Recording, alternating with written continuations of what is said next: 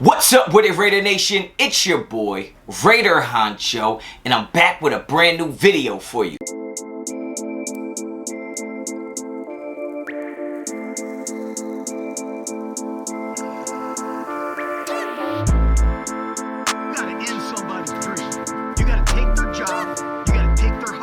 Alright, so what it is, what it do, you already know the vibes. It's your boy, and I'm here to talk Raiders football. If you're not already a subscriber, please subscribe to the channel.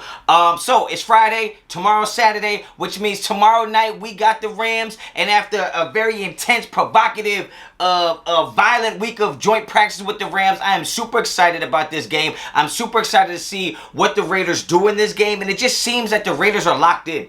It seems like the Raiders are approaching all these games or all these scrimmages like that, like Super Bowl bids and playoff bids on the line, and I love that. I love to see our team being this aggressive, this feisty, and this fiery, this early on in season and this late in camp. It's really good for competition. It's really good for trying to narrow down that roster to get us to 53, right? But there are a few players that I think are under the microscope. There are a few players that I think really have to have good games and show up in this week 2 preseason matchup.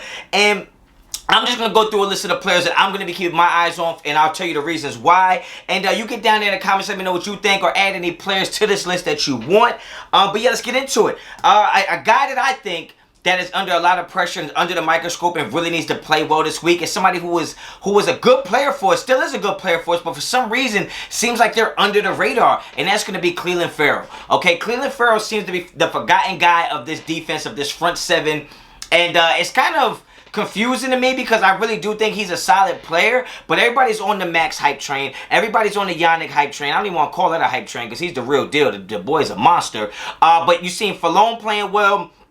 You got Solomon Thomas that everybody likes.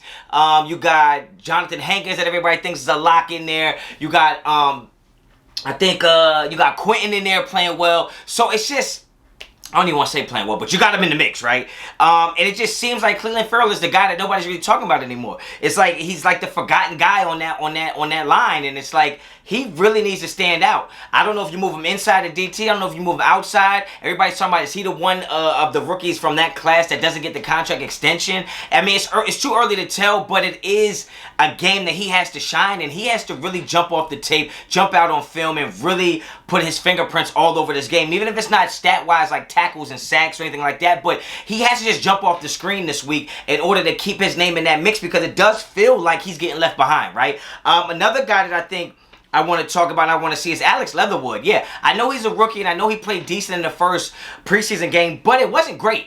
Okay, and I know I always get the negativity, and, oh, you're negative, and you're always this and that, whatever. I don't give a damn. I'm just telling you what I think. And what I saw wasn't really great from Alex Leatherwood. Obviously, it's his first real live action in the NFL, and I do think he's going to improve. This is not an indictment, or this is not indicative of me saying, like, he's a bust or all these other things. I'm just saying I want to continue to see him take those steps. So Alex Leatherwood is definitely somebody I'm looking for, especially in the pass blocking. I thought run blocking we were pretty decent that whole game last week, except for the left side of the line. I think that was Perkins and not Perkins. I think that was Parker and Simpson.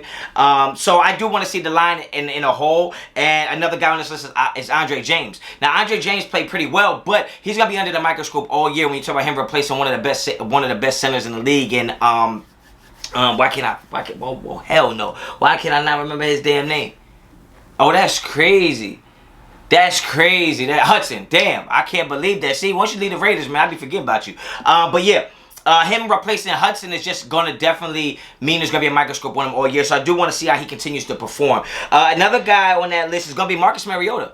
I don't know if Mariota's going to get playing time because he is coming off an injury, but Marcus Mariota is definitely a guy that I want to see what he's going to bring to the table. I already mentioned last week that if Nathan Peterman played well, he could very well be our backup, and you could trade Mariota. I'm not one of those people that wants to see Mariota on the field. I do not want to see a Mariota play package on the field. I don't care about none of that. Derek Carr is our #1 quarterback, and if he ever was to go down, I think our season is over. With that being said, I will admit that if you told me right now Derek Carr was certain we had to start the season tomorrow, I would rather have Marcus Mariota. But that doesn't mean that Marcus Mariota is going to go in this game and play well. And if he doesn't play well, you have to really consider, is he going to be the guy to really back up Derek Carr? I mean, we paid him money. I know we restructured it, but we've got to start finding out what we got and where we can put guys, because Nathan Peterman looked pretty decent to me. So Marcus Mariota is definitely a guy that I'm keeping an eye on if he is to get in the game. And then The next few guys I'm just going to package under defensive backs. We all know that big Honch loves defensive backs, and I love the defensive side of the ball, and I think it's important for these DBs because DBs to me is the most competitive position on this football team. Wide receiver is pretty close. But I think we have like 12 DBs, and like there's only like 2 or 3 head and shoulders,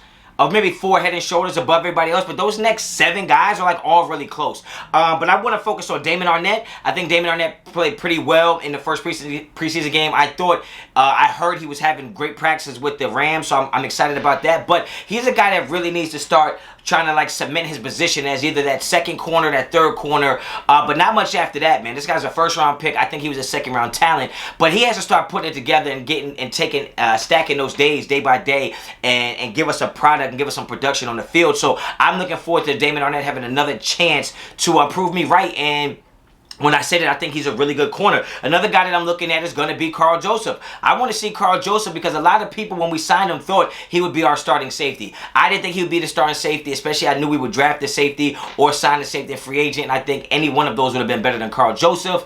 Trayvon Merrick is the guy. Gillespie is going to be playing.